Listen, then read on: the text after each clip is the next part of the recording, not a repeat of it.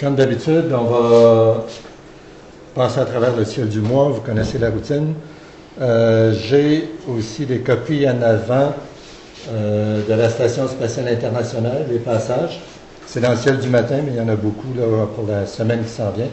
Alors, pour les lève-tôt, si vous voulez voir la station spatiale, ou si vous vous réveillez la nuit, vous allez aux toilettes, vous regardez dehors, vous voyez un truc passer. La station spatiale. OK. Autrement, ça, c'est des choses qu'on va voir durant la présentation. Vous reconnaissez évidemment Saturne. Ça, c'est la Lune, le Soleil. Alors, ça, c'est quelque part dans le système solaire. Et ça, évidemment, c'est quelque part à l'extérieur de notre galaxie, à l'intérieur de notre galaxie, à l'extérieur de notre galaxie. Alors, on va voir ça. Je vais vous passer des documents tout de suite. Pour ceux qui n'ont pas piqué. Ah, Monique, c'était méchant. Oui, voilà. Ah, il a piqué aussi. C'est beau. Alors, on va commencer par les constellations. Alors, on veut voir ce qu'il y a. Attendez, c'est la lecture, c'est pour tantôt. Là, comme ça, je sais que j'ai toute votre attention. Alors, les constellations, on est au mois d'avril. On est le 15 avril, 22 heures le soir. J'utilise toujours le 22 heures puis le 15 du mois pour vous donner une idée des constellations que l'on peut voir dans le ciel quand on regarde en général durant le mois. Évidemment, ici, vous avez le méridien, la ligne nord-sud. À votre gauche, on a le secteur est du ciel. À votre droite, on a le secteur ouest. La ligne pleine ici, c'est l'écliptique, donc le tracé apparent du Soleil dans le ciel qui correspond évidemment à l'orbite de la Terre dans l'espace. Tout va se coucher dans l'ouest et tout se lève dans l'est. Et donc, les constellations qui sont ici à 10 heures, il y a un minuit, là, les plus proches vont être rendus sur l'horizon, on va les perdre. Et inversement, du côté est, on a de nouvelles constellations qui vont se lever. Mais si on regarde plein centre, les constellations qui sont les mieux placées en avril, on a, quand on regarde direction sud, on a le Lion, qui est vraiment au méridien à 10 heures le soir.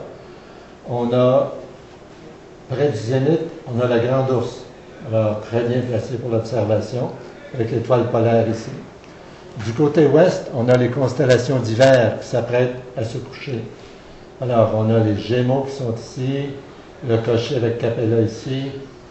Patrice parlait d'Orion tantôt. Orion à 10 heures, mi-avril, est rendu sur l'horizon. Le Persée ici est encore un peu visible au nord-ouest. Et autrement, on a Sirius, mais collé sur l'horizon. Et donc, c'est vraiment, là, à part des Gémeaux, Cocher, les plus grandes choses des constellations d'hiver. À l'est, par contre, on a une série de très belles constellations qui commencent à se lever. La Vierge est levée au complet, c'est une très grande constellation, avec en prime Saturne qui est dans la Vierge juste ici. Et au-dessus, on a une autre belle grande constellation entre la Vierge et la Grande Ourse, qui est le Bouvier, avec une étoile très brillante ici, Arcturus. Et après ça, vont suivre un peu plus tard dans la nuit les constellations d'été qui commencent à se lever. On a Hercule ici, on a la Lyre ici. Un peu plus tard dans la nuit, on a le Cygne et l'Aigle qui vont se lever. Alors, en gros, c'est ça pour les constellations du mois. On va y revenir tantôt d'une autre façon. Alors, on regarde le ciel maintenant d'une autre façon. Ce qu'on regarde maintenant, c'est cette bande-là ici. Alors, l'écliptique, on va voir ce qui se passe autour de l'écliptique parce que dans la région de l'écliptique, c'est là qu'on retrouve la Lune et toutes les planètes. Alors, là, on va prendre la ligne, on va la déplier, mais pas seulement la bande qui est visible à 10 heures le soir. On va la déplier pour toute la nuit en 2 morceaux. Alors, on commence le premier morceau, la ligne, elle est ici. Donc, c'est une ligne d'écliptique qui est courbe par rapport aux coordonnées célestes. La ligne du centre, c'est l'équateur céleste. Toutes les étoiles au nord ont une déclinaison positive. Ici, on a de 0 à 30 degrés. Et toutes les étoiles qui sont au sud de l'équateur, on est dans une déclinaison négative de 0 à moins 30 degrés. Alors ici, on a la position du Soleil au mois d'avril. Au mois de mars, c'était le printemps, l'équinoxe. Et au printemps, le 21, l'écliptique a traversé l'équateur ici. Et donc, c'est pas si ça c'était le 21 mars, c'est pas surprenant en avril de retrouver le Soleil au nord de l'équateur céleste. Alors au début du mois, il est quelque part ici, et puis à la fin du mois, le Soleil va être rendu ici. On note ici qu'il y a une grande courbe, et il y a d'autres courbes ici, on va les voir tantôt dans le ciel du matin. Essentiellement, c'est Mercure, Vénus, Mars, Jupiter. Il y a beaucoup de circulation, façon de parler, des planètes dans le ciel du matin ici, vers la fin avril. Autrement, la seule planète qu'on peut observer facilement dans le ciel du soir en avril, elle est ici, et c'est Saturne. Alors, on reconnaît les constellations qu'on a vues tantôt, le Gémeaux ici, le Cancer, le Lion, qui va être plein sud, vers 10 heures le soir. Et ici, on a Saturne, qui va être plein sud à peu près vers minuit en avril. Alors là, on va voir la suite ici, si on continue vers la gauche. Ça, c'est pour les couches nord, les lève-tôt. On arrive avec le ciel du matin. Alors, on retrouve Saturne ici, qui était ici à l'extrémité. C'est la même photo, le même diagramme qui continue. Et dans le ciel du matin, on retrouve la partie de l'écliptique qui est plus basse que l'équateur. On a Saturne ici. Et juste avant le lever du soleil, on retrouve une série de planètes qui sont vraiment pas mal groupées ici. Et on commence ici avec Neptune, qui est ici. Ça, c'est Vénus qui fait un grand bout de chemin.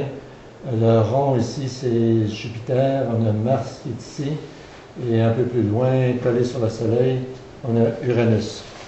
Juste pour revenir, je reviens dans le mauvais sens.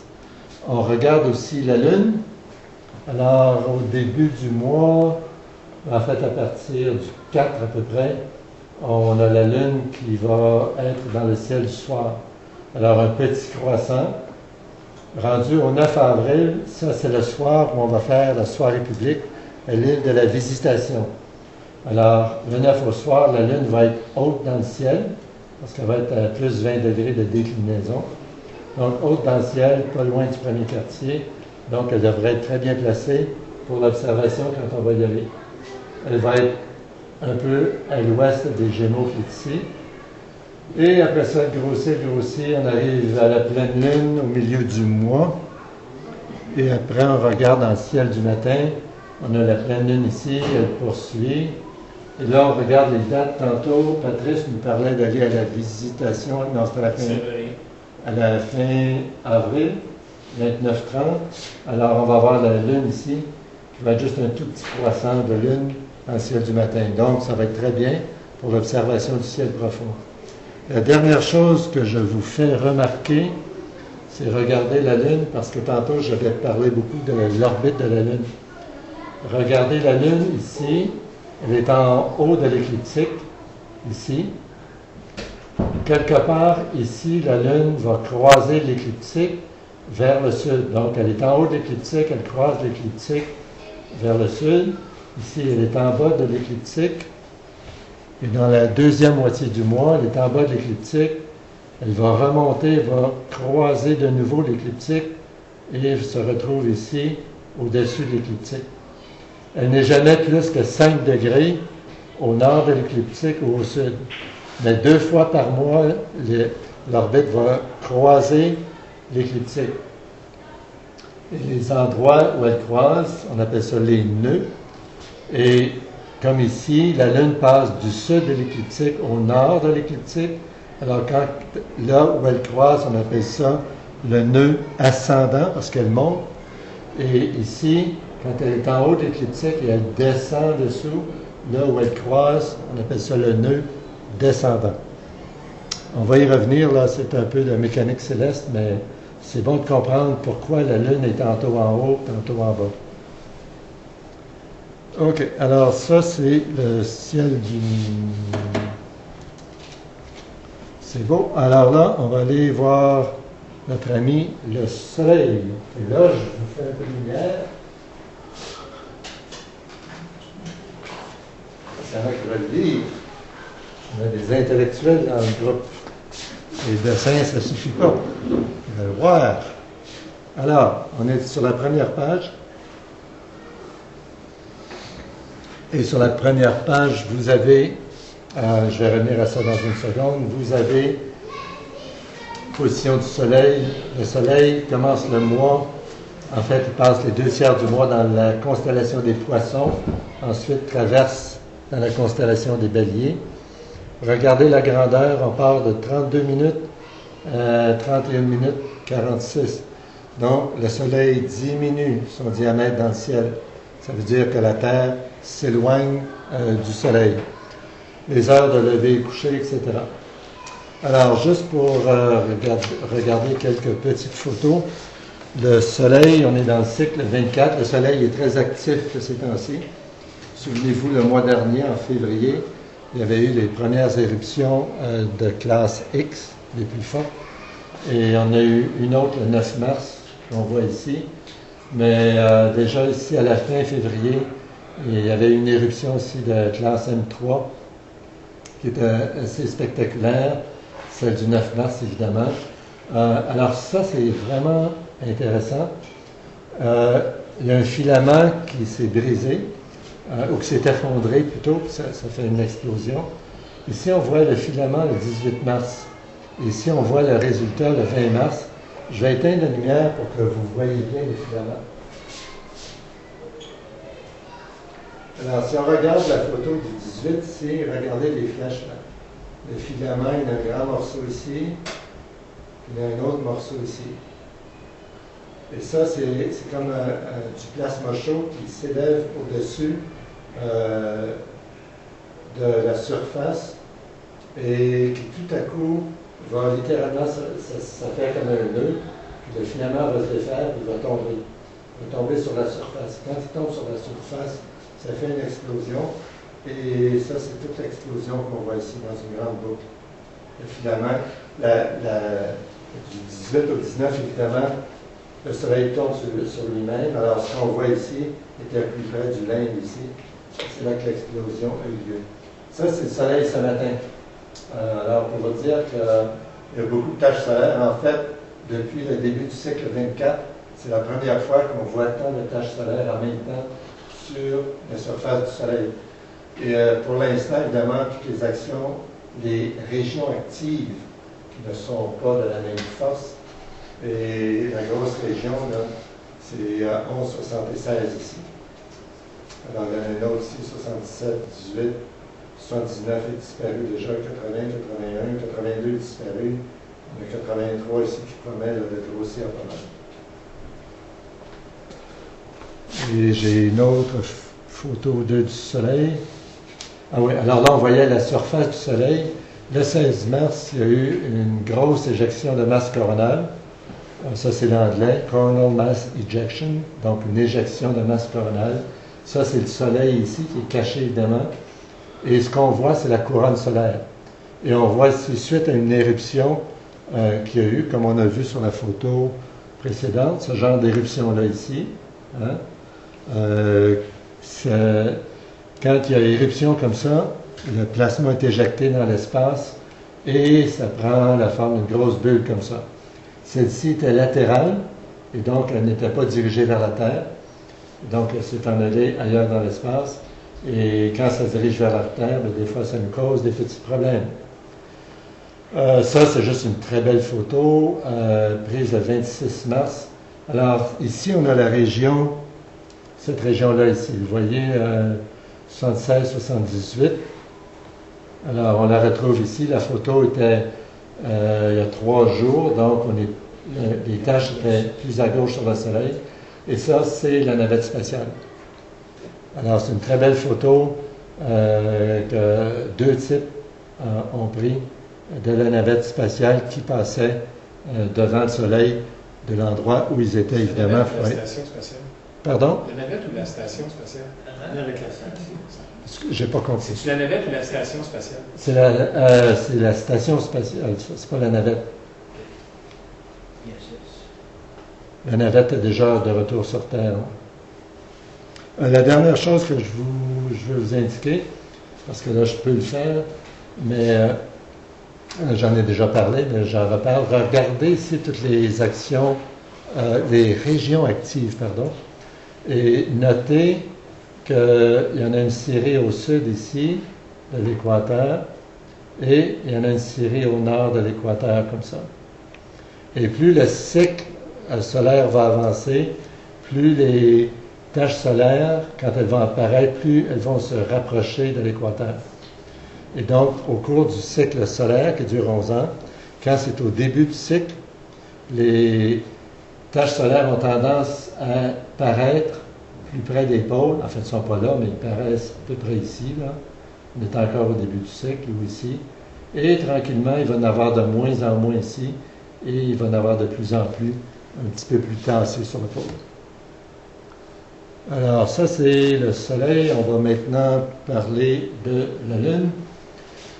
Alors, on va retourner au texte dans une seconde. Ici, vous avez les phases de la Lune. Alors, le 1er et le 2 avril, on a encore la Lune dans le ciel du matin, très petit croissant. La nouvelle Lune, le 3, donc dimanche qui s'en vient. Le premier quartier, c'est le 11. Et le 9, c'est ça ici, quand on va faire la soirée publique à la visitation. Alors, la Lune va avoir cet aspect-là. Premier quartier, pleine Lune ici. Et le dernier quartier, le 24. Et ça, c'est les dates où Patrice propose d'aller à Saint-Valérien faire de l'observation, donc on n'aura pas de Lune. Les lignes rouges que vous voyez ici, c'est l'effet de libération. J'en parle tout le temps un peu, et tantôt on va regarder le 16, parce que le 16 a une libération nord aussi, qui est assez intéressante. Alors, on va se faire un peu de lumière. On tourne la page, on est sur la page 2.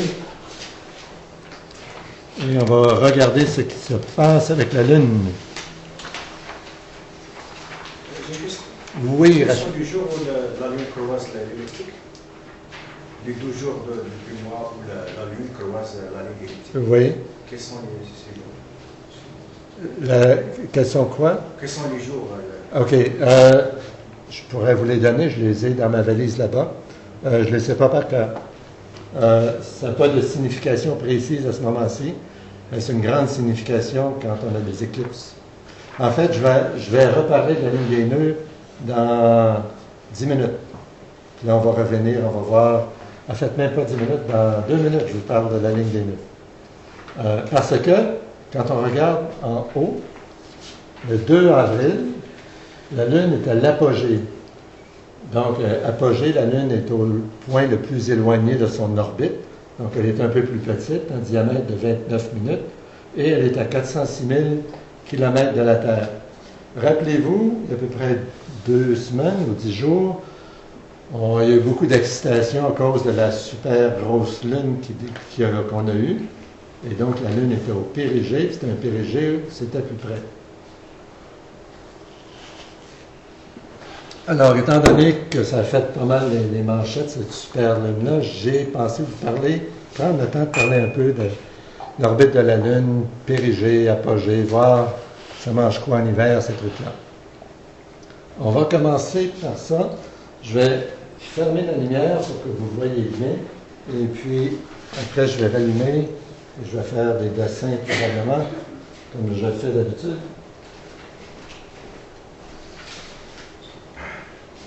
Alors ici, essayez pas de lire, c'est pas important, je vais vous montrer ce qui est important. Alors, on a l'année 2010, on a l'année 2011.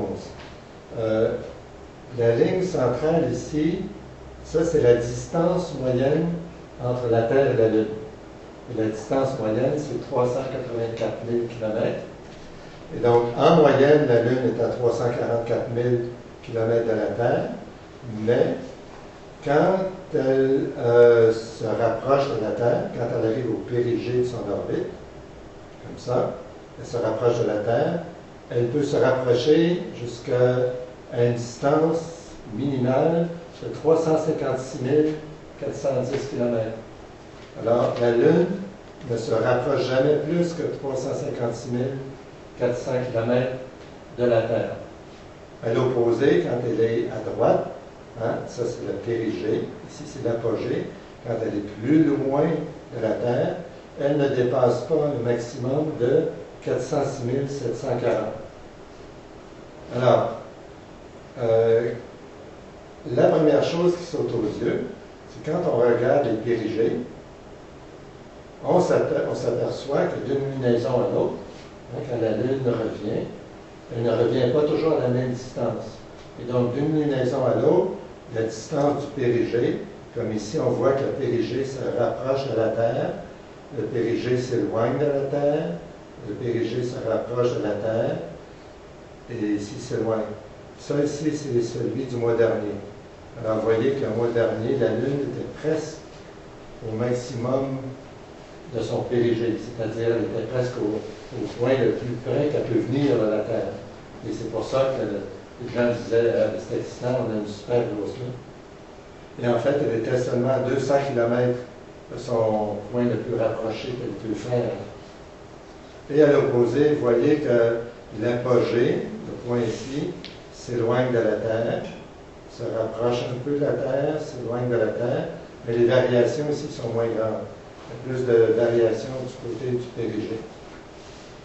Autre chose que l'on remarque, puis je vais en parler un peu tantôt, on s'aperçoit que si on regarde en 2010, par exemple, ici, surtout ici.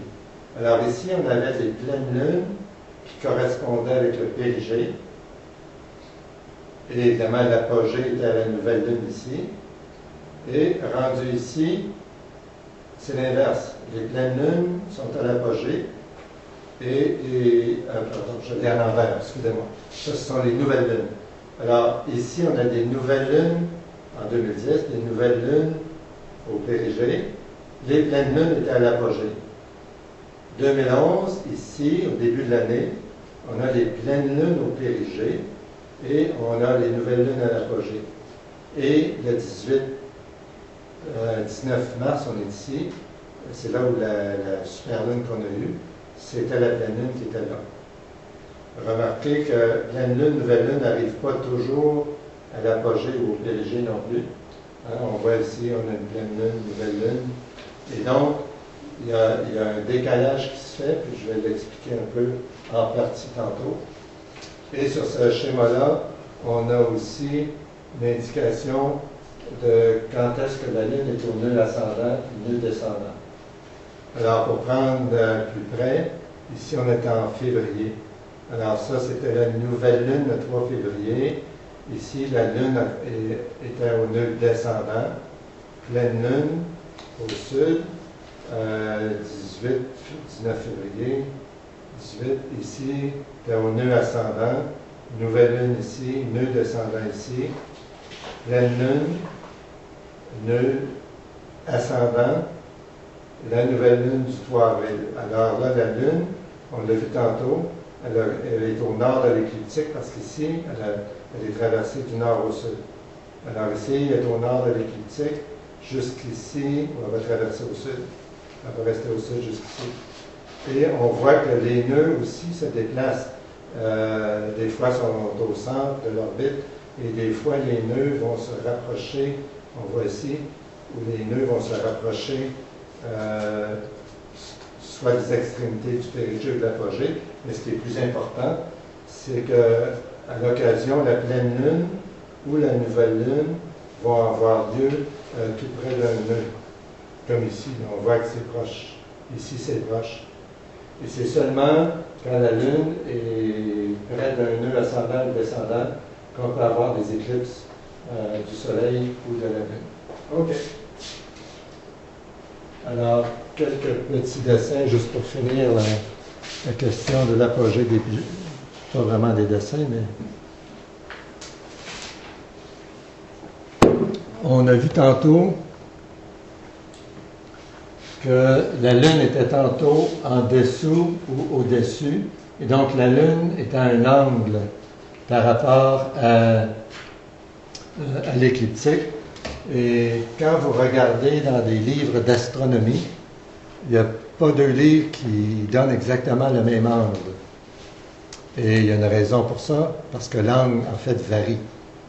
Et ça ne varie pas beaucoup, mais la variation, c'est de 4, 9, 9, 5 degrés, 5,2, 95. Donc, ça varie à peu près par un tiers de degré. Et ça varie sur une période de 6 mois. Et là, je n'ai pas l'explication exacte, c'est fort compliqué l'orbite, la dynamique de l'orbite de la Lune. Mais sur une période de 6 mois, l'angle va passer en gros là, de 5 degrés à 3 degrés. Et donc, ça varie un peu.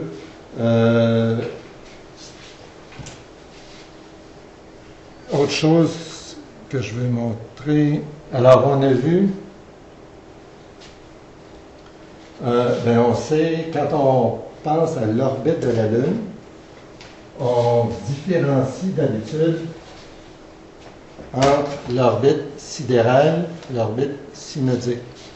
L'orbite sidérale, c'est le temps que la Lune met pour faire un tour de la Terre. Ça, c'est 27 jours et un tiers. Donc, pour les 27 jours et un tiers, on a fait, la Lune fait un tour. Ça, c'est l'orbite, la période sidérale. Mais, parce que la Terre avance en même temps que la Lune tourne autour, pour revenir de phase à phase, de nouvelle Lune à nouvelle Lune, ça prend 29 jours et demi. Et donc, ça, c'est de phase à phase. Et ça, on appelle ça la période de rotation, la période synodique. Alors, de phase à phase, c'est 29 jours et demi. Alors, si je prends pleine lune, peu importe, c'est la même chose. Je passe de nouvelle lune à nouvelle lune, il s'écoule 29 jours et demi. Mais, si je passe d'un point de périgée à l'autre point de périgée, hop, on est rendu à 27 jours et demi.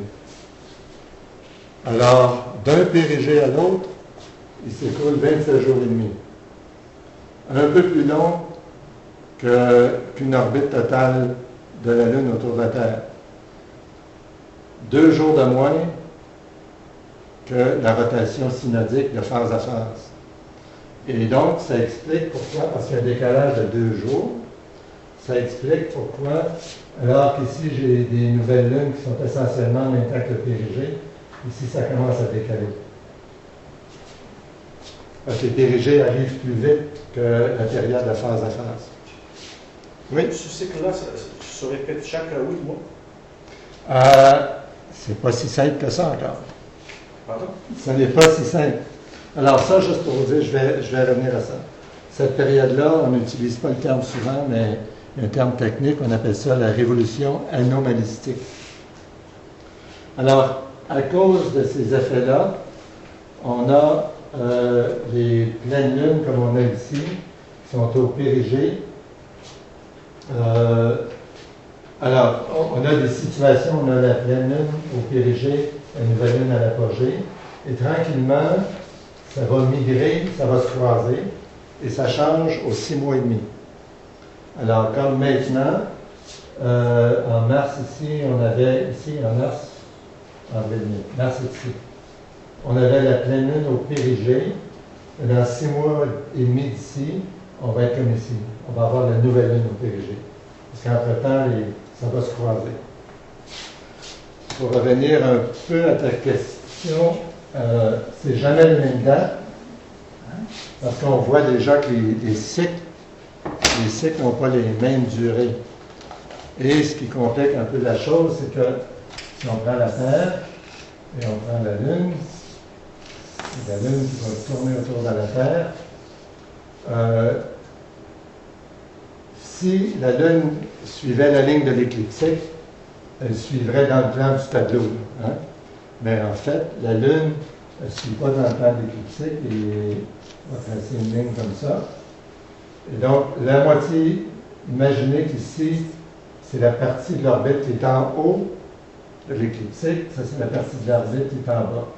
Ici, on a la Lune bouge comme ça. Donc, ça, c'est le nœud descendant.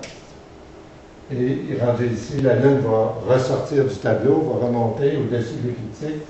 Ici, on a le nœud ascendant. Et cette belle ligne-là, eh bien, pas stable non plus. Et donc, elle a un mouvement dans ce sens-là. Et ça va lui prendre 18 ans et combien? Et 0,6 à faire un tour complet. Alors, essayez de mettre tout ça ensemble, ce qui fait que d'un mois à l'autre, on n'a jamais la même configuration. Alors, la Lune, chaque mois, est légèrement à une place différente, sauf au bout de 18 ans, 0,61 pour être précis.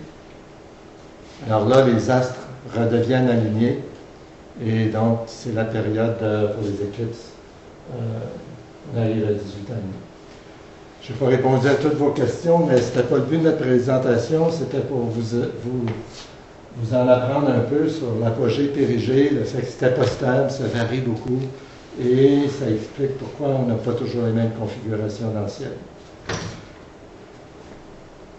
Ça donne quoi comme différence? Ça donne ceci.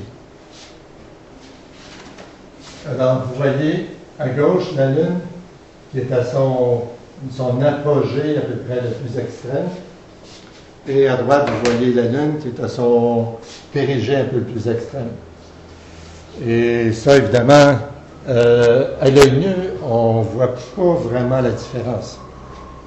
On voit la différence, moi je vois la différence dans les cas limites, quand j'observe avec mon 8 pouces, puis je grossis à 50x par exemple, la pleine lune, le disque rentre juste bien dans mon oculaire.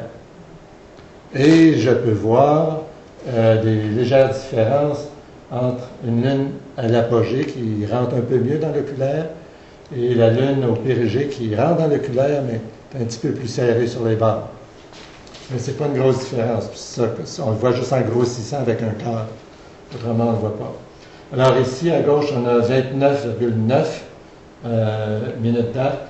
Ici, on a 33,8. Et pour revenir à ma petite feuille, l'apogée, le 2, on est à 22,23 23 secondes. Ça, en fait, elle va être un peu plus petite que ça. Ici, on est quasiment à 30. Alors, ça, c'était l'apogée et le périgée. Avant de continuer sur la liste, je veux vous montrer ceci. Ceci, puis une autre chose. Ça, c'est la grosse lune qu'on a eue le 18, là. Vous voyez le périmètre, le pourtour ici? Alors ça, c'était le diamètre de la lune, le 18, quand on a eu la super lune. Le lendemain, ça, c'est une photo du soleil. Et regardez que le soleil était légèrement moins grand en diamètre que la lune.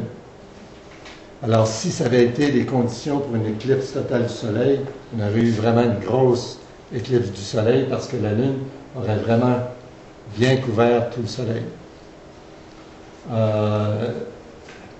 Et ça, c'est intéressant aussi quand on y pense, parce que quand on recule dans le temps, la Lune était plus près de la Terre.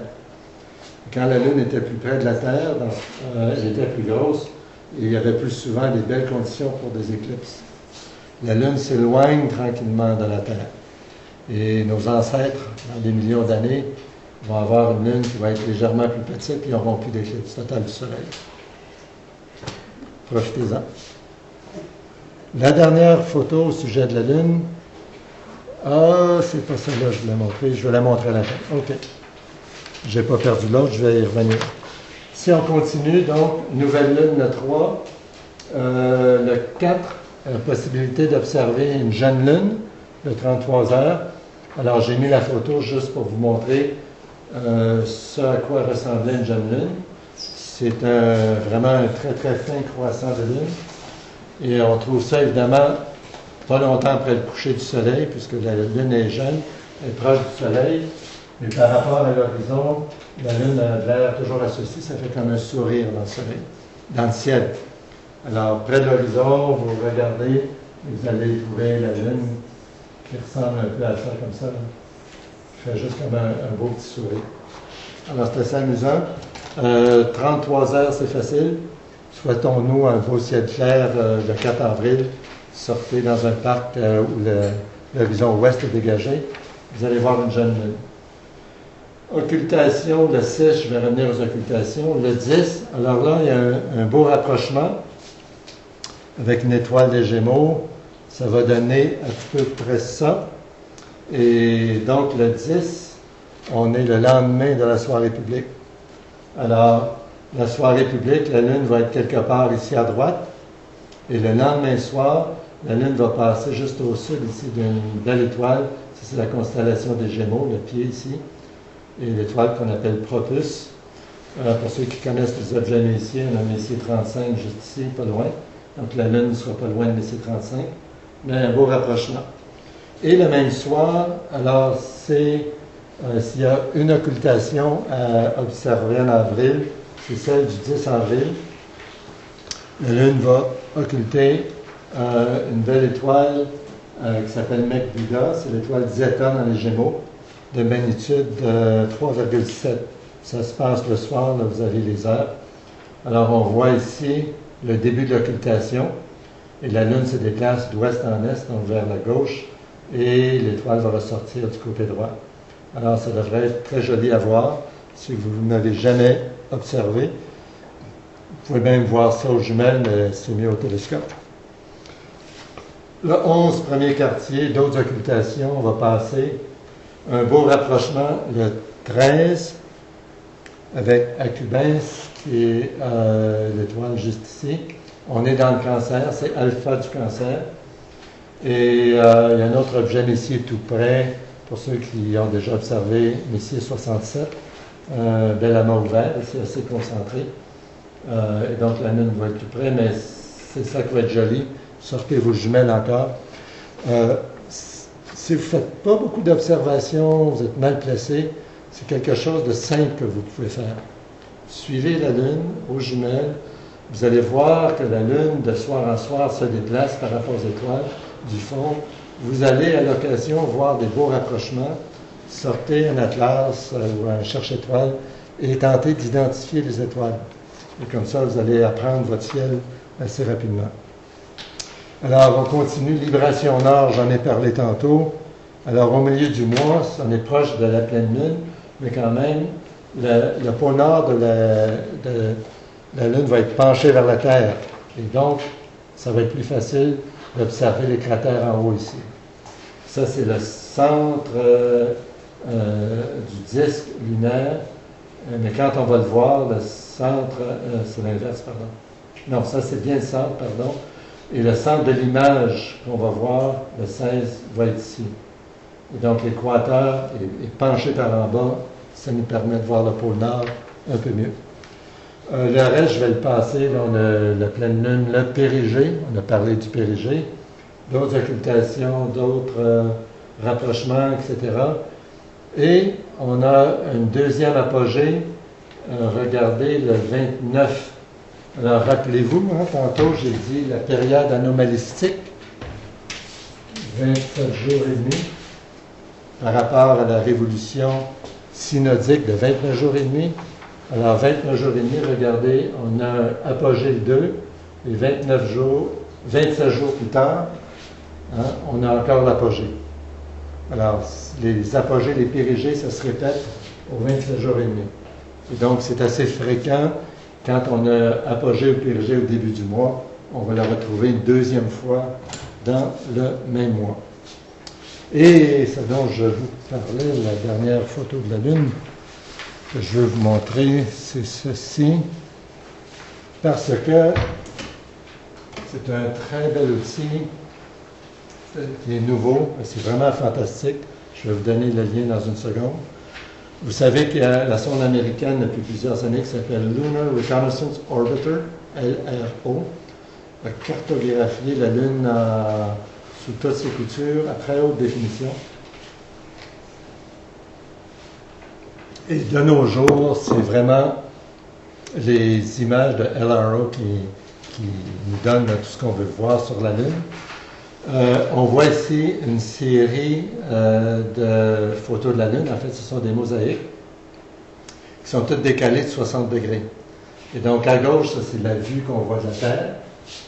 Ici, on a la mer des Crises qui est rendue ici. Ici, la mer des Crises est rendue ici. On est carrément dans la face cachée. Ici, même chose ici, ça continue. Et puis, on se retrouve. Ça, c'est la mer de Moscou ici. La mer orientale ici.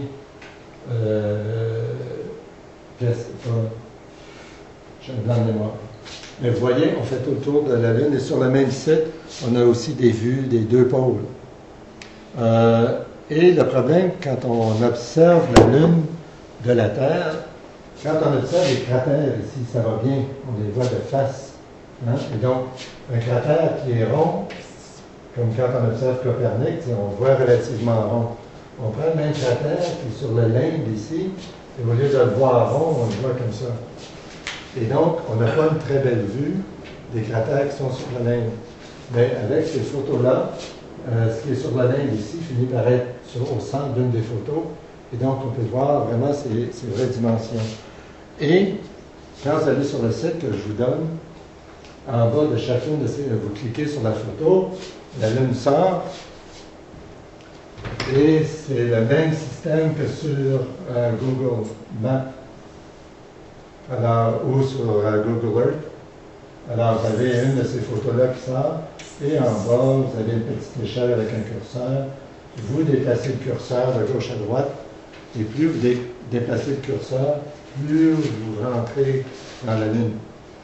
Et c'est incroyable, vous pouvez aller vraiment loin, et vous voyez, c'est comme ça qu'ils ont découvert les anciennes sondes là, qui étaient rendues sur la Lune qu'on n'avait jamais vues. C'était avec les photos d'LRO. Là, ils ont fait des mosaïques, vous pouvez y aller vous-même, vous vous promenez sur la Lune, c'est vraiment extraordinaire pour ceux qui sont toujours dans la Lune comme moi. Alors, ça devrait marcher, c'est un drôle de truc, c'est HTTP, que vous connaissez, 2 points, 2 barres, mais ici ça se complique un peu. C'est WMS.LROC,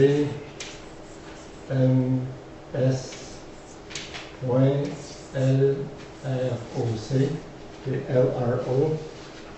C'est ensuite Arizona State University et du ingrédient avec L-Rock,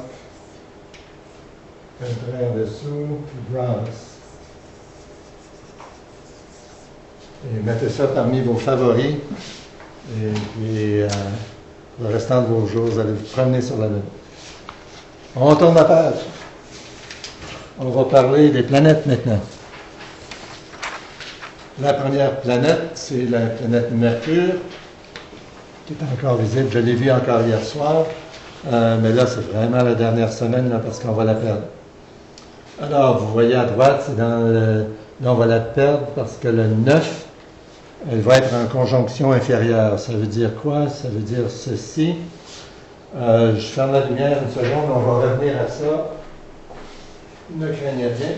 Alors, ici, on a les orbites des planètes internes, vues d'en haut. Hein? C'est comme si on regardait vers le bas, le 1er du mois, le 30 du mois. Le Soleil au centre, la Terre qui est ici, et Mercure qui est sur l'orbite la plus rapprochée. Alors, le premier, on a la Terre, on a le Soleil, et on voit dans la photo que dans le graphique, que Mercure est de ce côté ici du Soleil. Quand une planète est de ce côté ici, vue d'en haut, on est dans le ciel, je ne devrais pas dire ça, je m'explique mal. Vue de la Terre, c'est ça qu'il faut regarder. Vue de la Terre, on a le Soleil. Si une planète est à gauche du Soleil, vue de la Terre, elle est dans le ciel du soir. Vue de la Terre, si une planète est à droite du Soleil, elle est dans le ciel du matin. Alors, on voit ici que le premier du mois, vu de la Terre, Mercure est à gauche du Soleil. Donc, Mercure est dans le ciel du soir.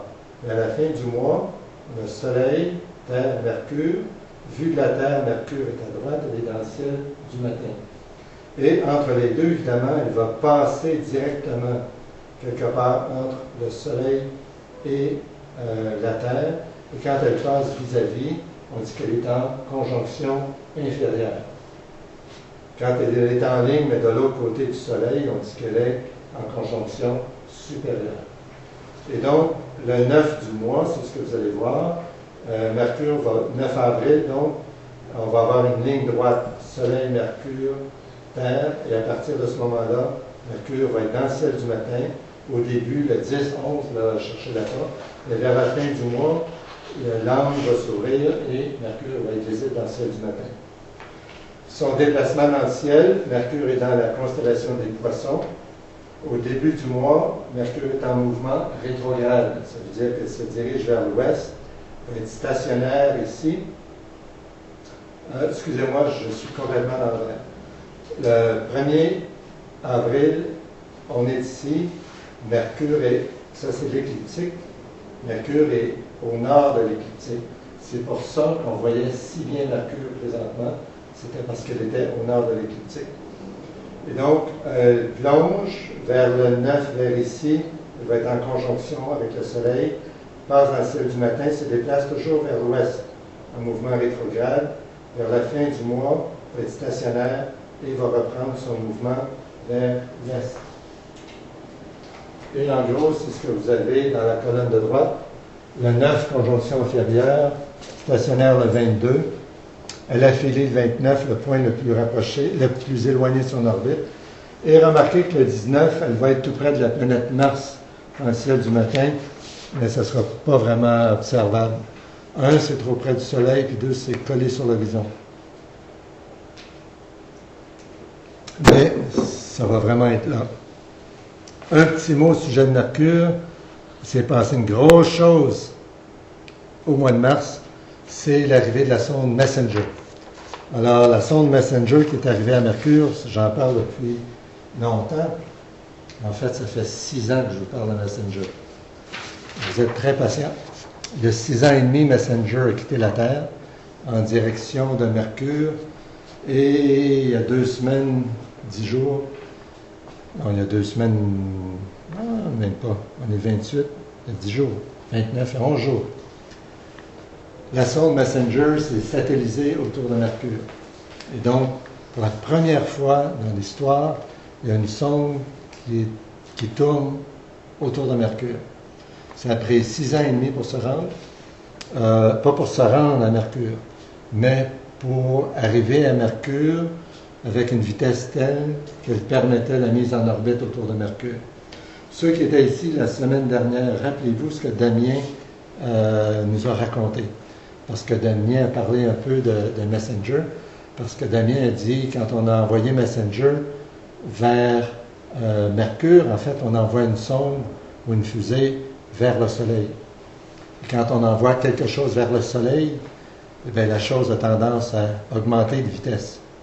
Et donc, plus ça augmente de vitesse, plus rendu à l'autre bout, il faut ralentir, c'est un problème.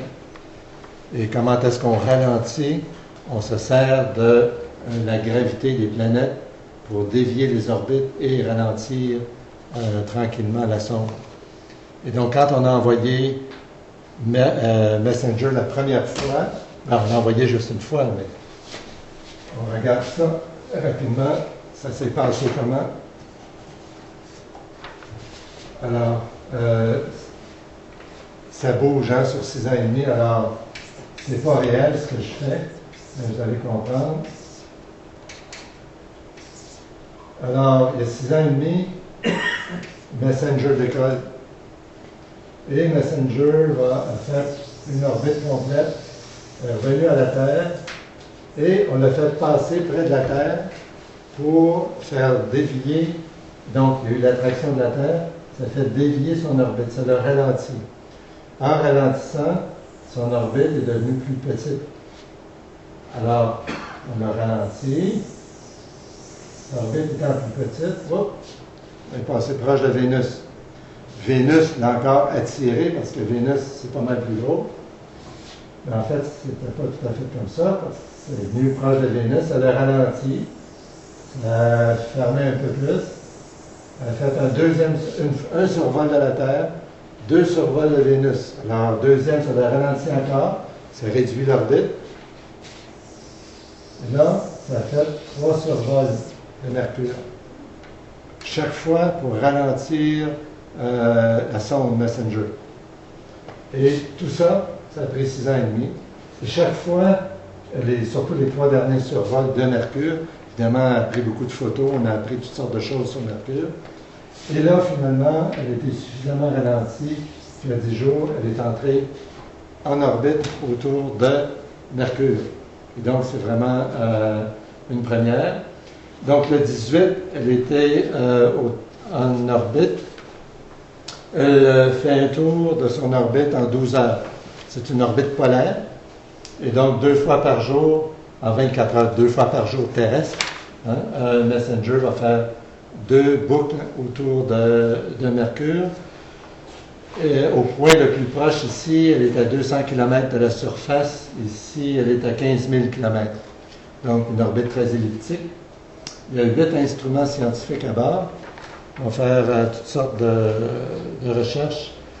Les instruments ont été mis en marche le 23 mars, donc il y a 6 jours. La caméra a été mise en marche hier. Donc, à partir d'hier, la caméra qui va faire les études a été mise en marche. Et le programme d'1 an, parce que le programme est prévu que Messenger va étudier Mercure pendant 1 an de temps. Le programme scientifique débute officiellement le 4 avril et on attend les premiers résultats scientifiques vers le 10 mai, vers la mi-mai à peu près. OK, on va quitter Mercure. Ah, c'est ennuyant sur Mercure, par exemple. Il y en a qui dorment longtemps sur Mercure. OK. Vénus. On revient à nos oignons. Alors, sur la petite page, Vénus, on est dans le ciel du matin. Vénus est basse sur l'horizon, mais comme elle est brillante, elle est encore visible. Pourquoi? Regardez la position. Le 1er avril, le 30 avril. On a la Terre, Soleil, on a vu tantôt Mercure, et regardez Vénus.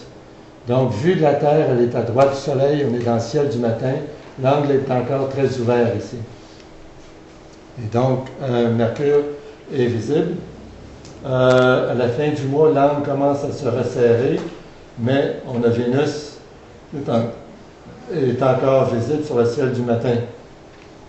Le problème avec Vénus est, parce que regardez ici, c'est intéressant à la fin du mois, on a la Terre, on a Vénus, on a le Mercure ici. Et donc, on a, vu de la Terre, on va avoir des beaux rapprochements de planètes. Le problème, c'est que tout ça va se passer collé sur l'horizon. Et pourquoi on recule ici 2 secondes, ça ne sera pas long. Oups, on arrive ici. Alors, regardez, toute l'action ici se passe, on le voit mieux peut-être ici.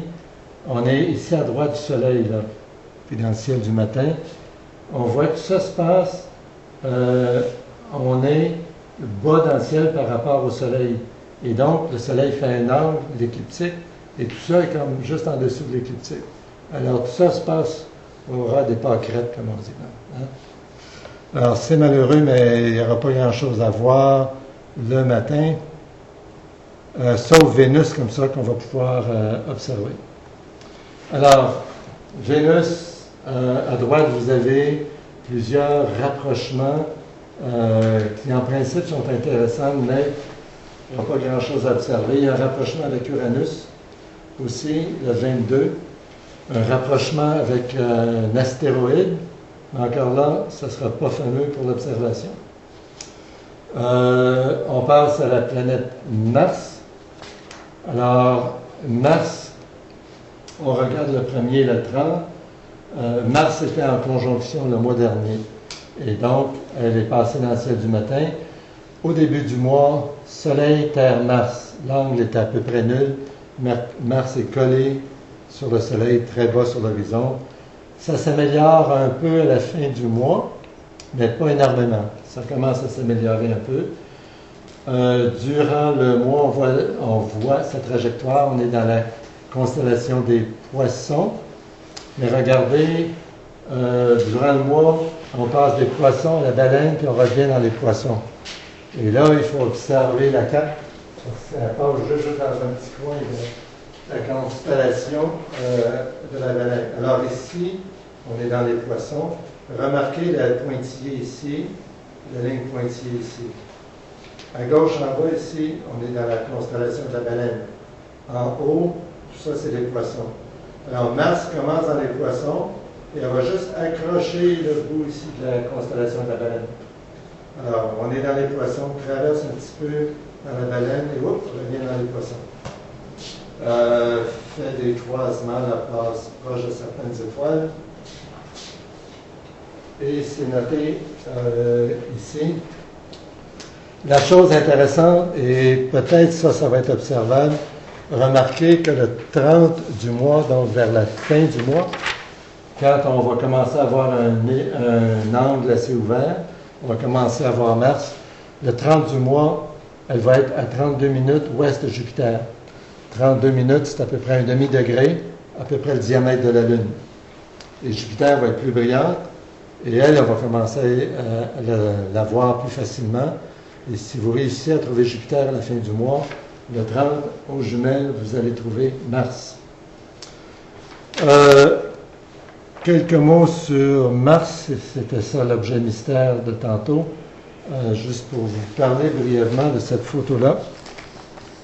En soi, c'est pas une photo exceptionnelle parce qu'on en voit beaucoup de ce genre de photos-là. Mais elle était intéressante. La photo date de 2010 au mois d'août, donc l'année dernière. Il y a plusieurs sondes qui sont en orbite autour de Mars. Les deux principales, c'est MRO, Mars Reconnaissance Orbiter, qui est américain, et l'autre, c'est Mars Express, qui est la sonde européenne. Ça, c'est une photo prise par Mars Express, la sonde européenne, donc l'été dernier. Et on remarque ici un genre de grand cratère allongé. Et on peut se poser la question, comment ça se fait qu'on arrive avec, comment ça se forme des cratères comme ça? Et pourquoi, on a ça sur la Lune aussi, pourquoi on a des cratères allongés tantôt, et tantôt on a des cratères qui sont ronds? D'habitude, la plupart des cratères sont ronds, parce que la plupart du temps, les cratères, pas les cratères, mais les projectiles, que ce soit un astéroïde, météorite, qui va frapper un astre, va frapper pas nécessairement vertical pur, mais à un angle très ouvert, donc il va se rapprocher de la verticale.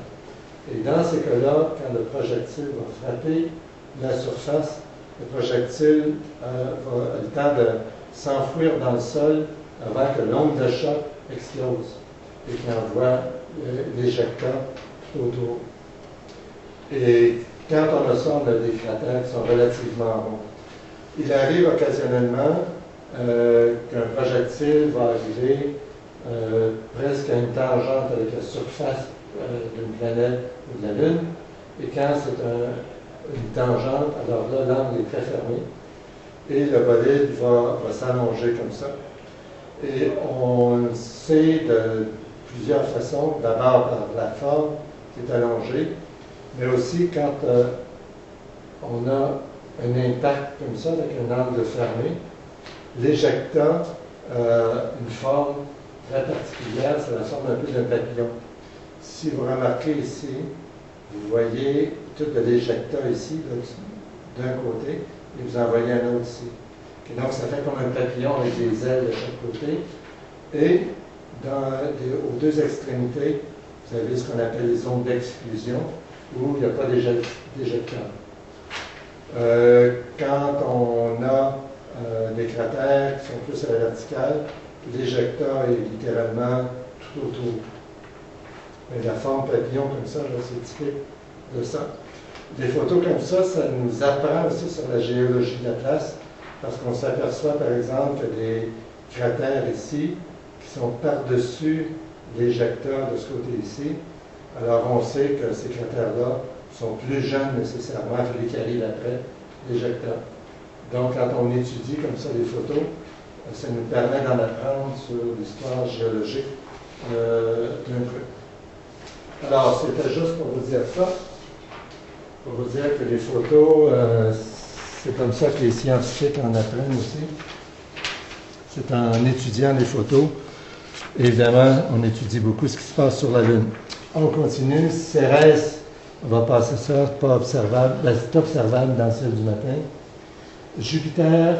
Alors, Jupiter, regardez le 6, donc le 6 avril en conjonction.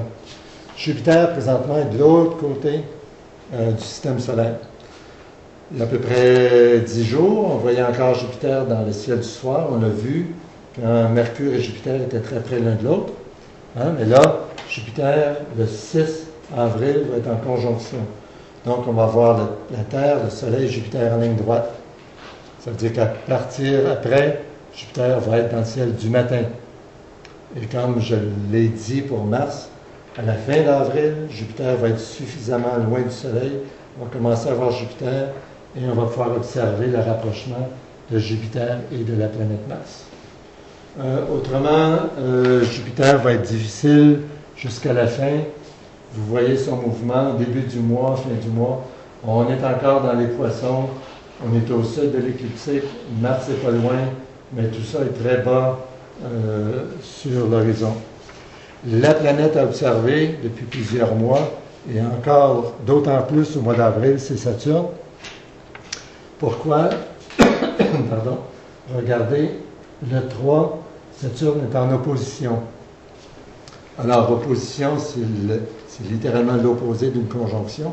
Au lieu d'avoir une ligne Terre, Soleil, planète, on a Soleil, Terre, la planète derrière nous, tout en ligne droite. Donc, la planète est à l'opposé du Soleil. Ça veut dire quand le Soleil se couche, la planète se lève.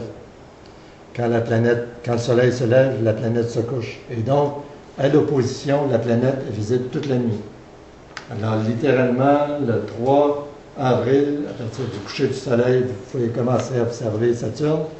Puis, si vous voulez, vous pouvez l'observer toute la nuit. Il va être visible toute la nuit. Et donc, ça veut dire qu'à minuit, donc, la Saturne va être plein sud. Si elle se lève quand le Soleil se couche et se couche quand le Soleil se lève, à minuit, elle va être plein sud, à son point le plus élevé dans le ciel. Et donc, des conditions idéales pour l'observation de Saturne. Mouvement rétrograde vers l'ouest. Tiens, on est dans la Vierge. Ici, on a Porrima. Spica est à gauche, plus à l'est. Et Saturne, au début du mois, est ici. Et Saturne est en mouvement rétrograde vers l'ouest, donc vers la droite. Et vous voyez qu'elle se dirige vers Porrima. Et en fait, c'est amusant parce que là, on la voit bien placée en avril, mais en mai, elle va continuer et elle va se rapprocher de Porrima. Elle va s'arrêter près de Porrima, va être stationnaire, après ça va reprendre son mouvement direct vers l'est. Porrima, qui est une belle étoile double. J'aurai l'occasion d'en reparler le mois prochain. Tout ça pour dire que Saturne, les anneaux, ouverts à peu près à 8 degrés. Donc, c'est joli. Quelques mots rapides sur les satellites de Saturne. Il y a toujours beaucoup de nouvelles chaque mois sur les satellites de Saturne. D'abord, la tempête. Hein? Ça fait plusieurs mois que je vous parle de la tempête dans l'hémisphère nord. Ici, les photos sont inversées. Ça, c'est le nord, ça, c'est le sud. Ici, la photo est bien placée.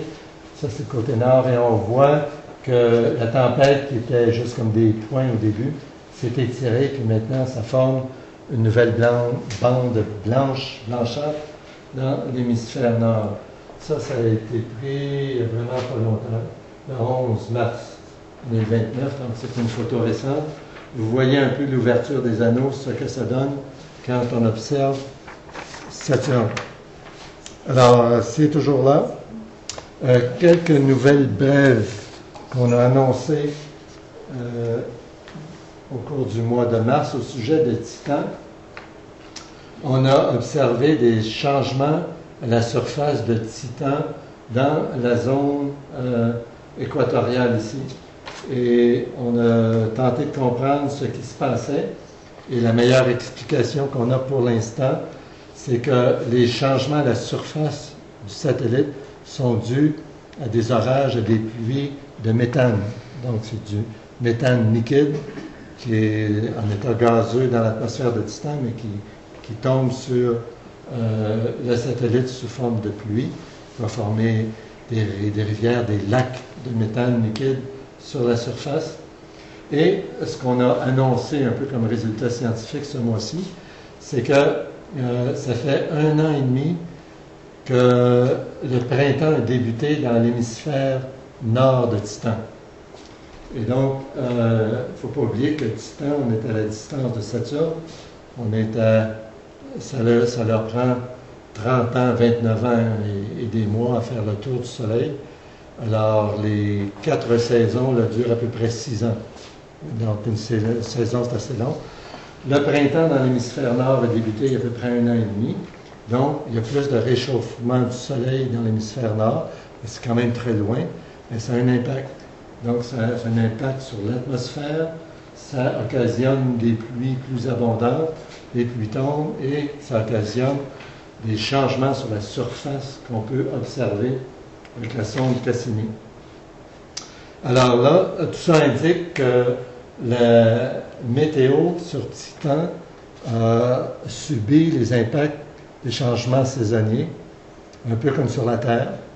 Et comme sur la Terre, la partie centrale de Titan, ça ressemble un peu aux tropiques sur la Terre, où on retrouve des périodes où il y a beaucoup de pluie, et c'est dû aussi au changement des saisons. Alors, intéressant, l'étude climatologique, si on veut, de Titan progresse. Au sujet de Japet, alors, Japet, c'est un autre satellite très bizarre de Saturne. Et là, les théories ne cessent. On change de théorie pas chaque mois, mais chaque année, on dirait qu'ils sortent une nouvelle théorie pour expliquer Japet. Alors, je ne suis pas certain si la nouvelle va tenir la route, mais on cherche. L'histoire de Japet est assez intéressante. D'abord, c'est Galilée qui voit Saturne pour la première fois, en 1610, début janvier. Il ne voit pas les anneaux, il pense que c'est comme une boule avec 2 anses, il ne sait pas trop ce que c'est. Il faut attendre le milieu du 17e siècle avec Huygens, qui lui, avec un meilleur optique, va découvrir vraiment la nature des bidules. Ce n'est pas des anses, c'est vraiment des anneaux. Et un peu plus tard, au 17e siècle, en 1671, Cassini va découvrir ce satellite-là, Japet. Titan, on le connaissait déjà. Mais Cassini, en 1671, il s'aperçoit qu'il y a un satellite qui tourne autour de Saturne. Et en fait, il voit la moitié du temps. Il voit un satellite qui se déplace à l'ouest de la planète. Le satellite arrive vis-à-vis de la planète, il ne voit plus le satellite. Et tout à coup, il voit le satellite réapparaître à l'ouest. Il ne voit plus à l'est. Il voit à l'ouest, il ne voit plus à l'ouest. Et il ne voit plus de l'autre côté. Alors, il se gratte la tête. Et comme moi, il n'y avait pas grand cheveux. Il a pris à peu près 30 ans pour figurer l'affaire. En fait, il n'a pas tout figuré. Mais il a figuré, en 1705, qu'un côté de Japet était brillant et l'autre côté était sombre. Alors, il s'est dit, c'est pour ça que je ne le vois pas tout le temps. D'un côté, il est brillant. Je le vois quand il est à l'ouest. Je vois le côté brillant. Quand il est à l'est, c'est le côté sombre, je ne le vois pas. Aujourd'hui, ce qu'on pense, la dernière théorie, c'est que, en fait, il y a un côté de Japet où la glace qui est en surface se serait sublimée. Ça veut dire quoi, sublimer? Ça veut dire que quand un composé comme de l'eau va passer de l'état solide à l'état gazeux sans passer par l'état liquide. Donc, directement de l'état de glace à un gaz, on appelle ça la sublimation. Alors là, on pense que la glace se serait sublimée. Une autre chose qui est vraiment bizarre sur Japet, c'est que Japet, on ne le voit pas très bien ici, on le voit un petit peu ici, Le long de l'équateur, il y a comme une ceinture comme ça. Vous voyez que ça monte comme ça? Il y a comme un bourrelet tout autour de l'équateur. Le seul satellite dans le système solaire qui est comme ça. Alors, comment expliquer ça? C'est pas clair ça non plus. Alors, c'est des théories. Japet tourne sur lui-même en 79 jours. Et Japet tourne autour de Saturne en 79 jours. Et donc, c'est une rotation qui est très, très lente. Et ça cause un problème aux astrophysiciens, parce que quand ils mesurent le diamètre polaire et le diamètre équatorial, ils s'aperçoivent que Japet n'est pas tout à fait rond. Et que normalement, il devrait être plus rond que ça, donc il a été aplati à un moment donné. Puis ils se disent, bon, mais s'il a été aplati, il devait tourner plus vite dans l'ancien temps. Puis là, ils mesurent le degré d'aplatissement, puis ils disent, aujourd'hui, il tourne en 79 jours, et pour avoir l'aplatissement qu'il y a aujourd'hui, un jour, il devait tourner en 16 heures sur lui-même. Mais là, ils mettent le timer, puis ils disent, oui, mais c'était quand dans le passé? Puis c'était 10 milliards d'années. Il y a 10 milliards d'années, le système solaire n'existait pas, le Soleil n'existait pas, Japet n'existait pas. Alors, quelque part, il y a quelque chose qui s'est passé. Alors, la dernière théorie, c'est que Japet, tôt dans l'histoire du système solaire, a été frappé par un projectile. Donc, on ne connaît pas, mais ça a formé du débris, évidemment, et ça aurait formé un petit satellite qui était en orbite autour de Japet. Et ce petit satellite-là, ils ont fait des calculs numériques, aurait eu pour effet de comprimer Japet rapidement. Et apparemment, c'est ce qui aurait causé l'aplatissement de Japet et la formation de cette ceinture ici. Hein? Alors ça, c'est la théorie 2011. On verra l'année prochaine. C'est assez amusant. Mais c'est quand même intéressant, la ceinture, elle a 15 km de haut et elle fait à peu près les 6/7 du pourtour de l'équateur. C'est pas complet, mais c'est presque complet. OK. On est sur les planètes. Une petite dernière chose sur les planètes, les exoplanètes. Alors ça, c'est juste un petit truc amusant. Vous savez, depuis 2009, il y a une sonde, un télescope en fait, qui est en orbite et qui recherche des exoplanètes. Un télescope qui regarde dans la constellation du Cygne de l'Aigle, j'oublie, je devrais le savoir, et qui étudie évidemment de façon automatisée le mouvement, l'effet Doppler de millions, pas de millions, mais des centaines de milliers d'étoiles. Et cherche à détecter des signes d'exoplanètes. Et Kepler en a découvert une série d'exoplanètes. On en connaît au total à peu près 500 aujourd'hui. Mais Kepler a identifié un paquet de candidates, je ne sais pas comment les appeler, qui sont potentiellement des exoplanètes, mais ne sont pas certains. Il faut qu'ils fassent d'autres observations de la Terre pour confirmer vraiment les données. Et les candidats planètes, il y en a 1235. Et on peut les caractériser parce qu'on en sait suffisamment pour caractériser leur grosseur, leur chaleur, etc. Et ce que vous voyez ici, c'est les 1235 candidats d'étoiles autour desquelles il y a possiblement des exoplanètes. Ça, c'est la taille du Soleil. Alors, vous voyez qu'il y a quelques étoiles qui sont beaucoup plus grosses que le Soleil, et ça va jusqu'à des étoiles beaucoup plus petites. Les couleurs correspondent un peu aux chaleurs des étoiles. Alors, vous en voyez ici qui sont plus jaunes, plus bleus. Vous voyez que la plus grosse ici, il y aurait une super grosse exoplanète, c'est quasiment aussi gros que notre Soleil. Et un autre gros ici, là, c'est assez gros. Alors, j'ai trouvé ça amusant. On dirait que c'est des œufs, des rangées d'œufs. Un montage, évidemment. OK, on quitte les planètes, on tourne la page. Et je vais accélérer. Il n'y a pas de comètes qui sont visibles, alors on va sauter ça. Pour ce qui est des astéroïdes, je ne vais pas passer à travers, juste m'arrêter sur le premier, Junon. On va regarder sa trajectoire dans le ciel.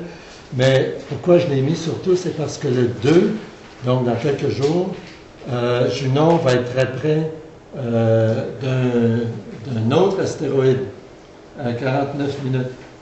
Alors moi, dans quelques jours, je vais être à Baie-Saint-Paul avec mon gros télescope. Et là, ça m'amuse toujours quand je peux voir deux objets qui bougent proches l'un de l'autre. Alors ça, c'est la trajectoire de Junon. On est dans le Lion, près de la queue du Lion, donc très facile à voir. Hier, déjà, j'ai failli voir Junon hier. Les nuages sont arrivés, il fallait que j'arrête. Autrement, j'allais le voir hier. Ça, c'est l'écliptique ici. Comme je l'ai dit le mois dernier en parlant de Junon, on est très près de très belles galaxies, des objets messiers.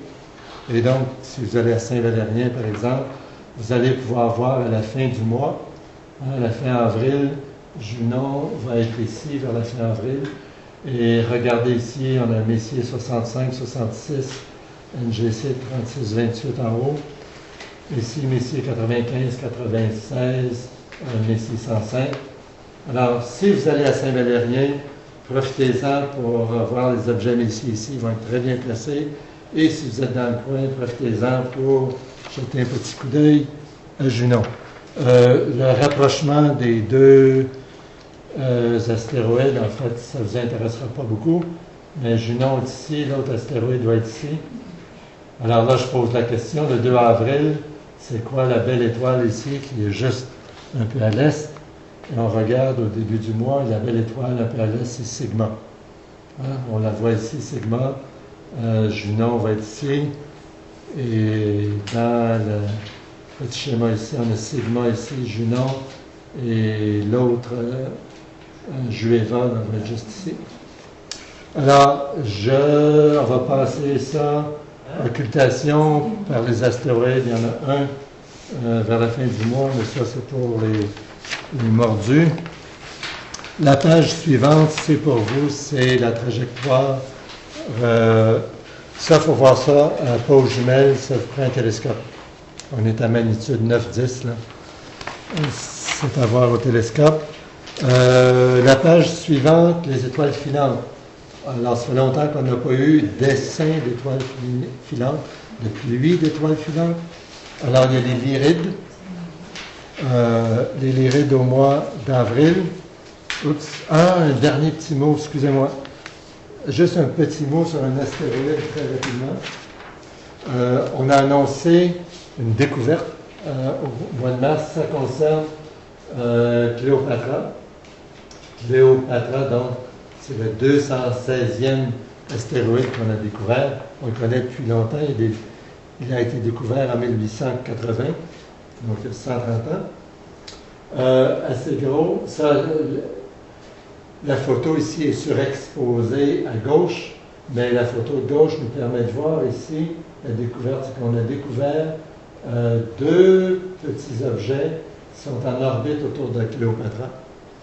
Et ça a été découvert de la Terre avec le télescope Keck 2 à Hawaï, un monstre. Donc, on a surexposé l'image et on a découvert ici deux petits trucs. Ça, c'est la dimension plus réelle là, par rapport à la photo surexposée ici. Cléopatra, on a déjà vu des photos prises par radar. On a réussi à envoyer des signaux radar sur Cléopatra et on savait que Cléopatra avait la forme un peu d'un os de chien, si vous voulez. Un truc assez gros, 217 km de long, les deux petits satellites, 8 km chacun. Mais là, ce qui est intéressant, une fois qu'on a des satellites qui tournent autour d'un objet, on a calculé les orbites. Et quand on réussit à calculer les orbites autour d'un objet, on peut déterminer la masse et on peut déterminer la densité de l'objet. Et là, ça nous a permis, pas moi, mais aux astrophysiciens, de déterminer que la densité de Cléopatra était de l'ordre de 3,6 grammes par centimètre cube. Alors la Terre, on est à 5,5, l'eau 5,2, et donc ça, c'est relativement léger.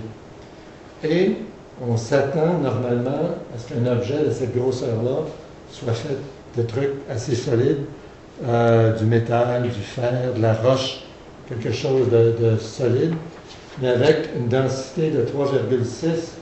Ce gros morceau-là, c'est probablement une grosse pile de roche et d'un peu de métaux avec beaucoup de vide dedans.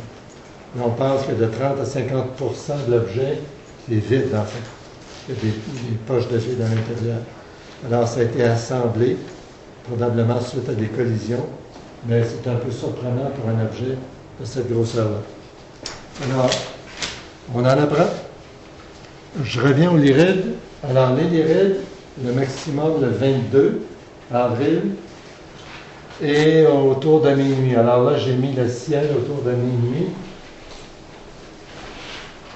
Et ça va être la meilleure temps pour les observer. Mais la lyre, donc on appelle les lyrides du nom de la constellation de la lyre, le radiant ici. Alors, à minuit, le radiant est relativement bas. Et donc, il va y avoir des étoiles filantes qui vont s'en aller comme ça un peu dans toutes les directions.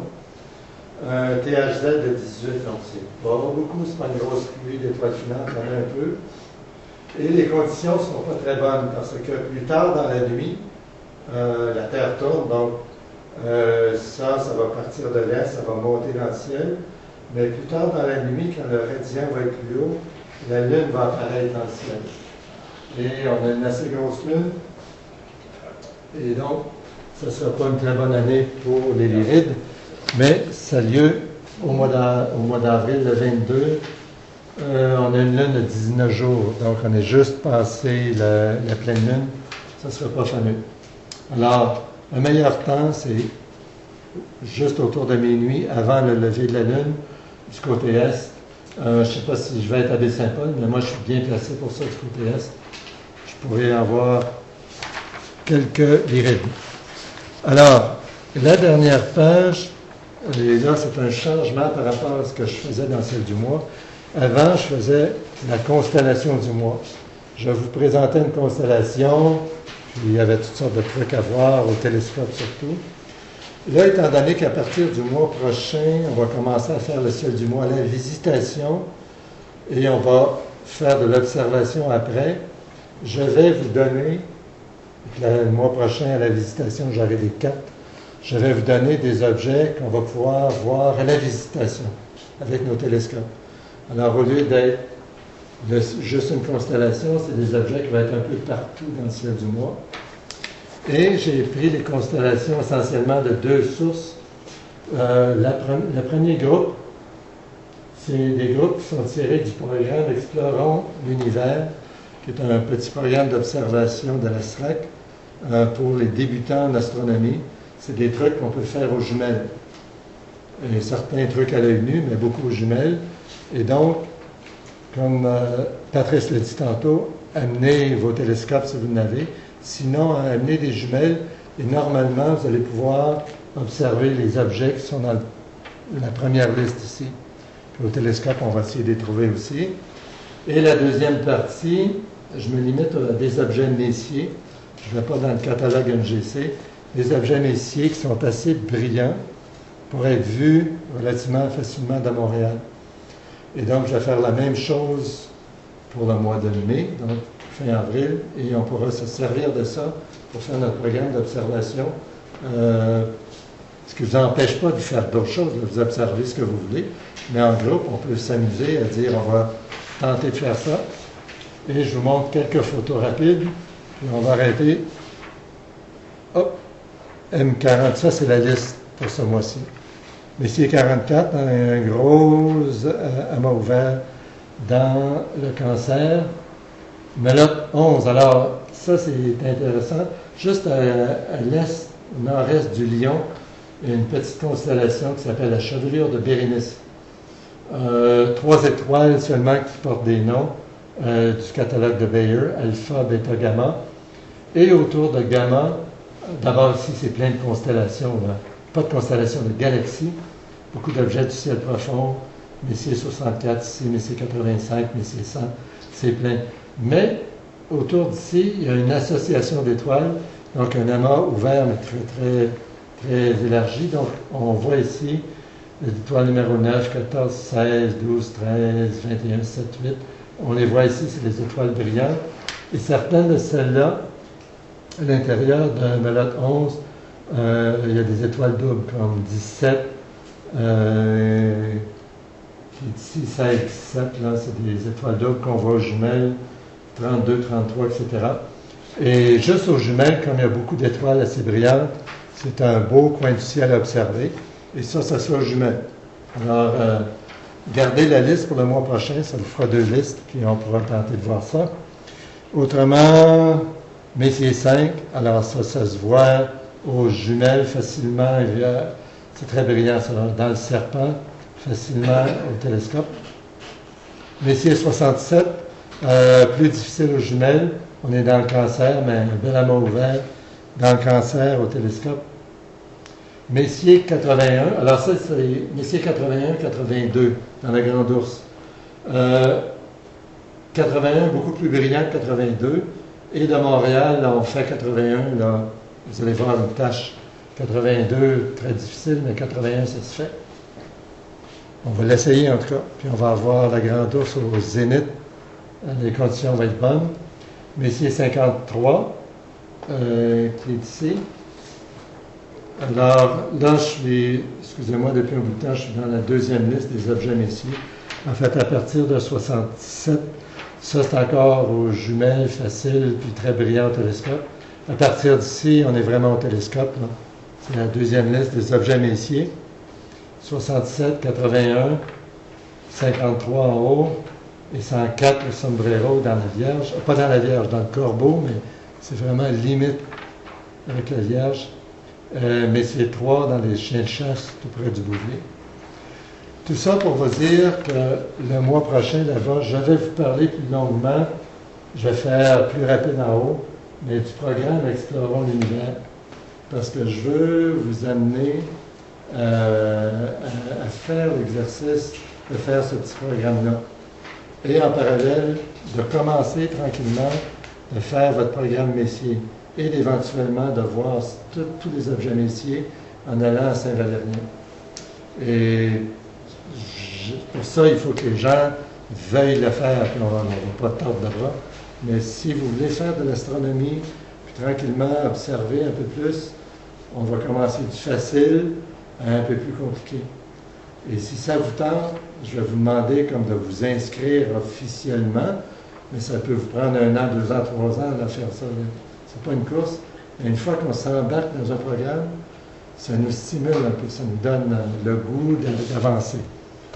Ça termine ça le mois prochain à la Visitation.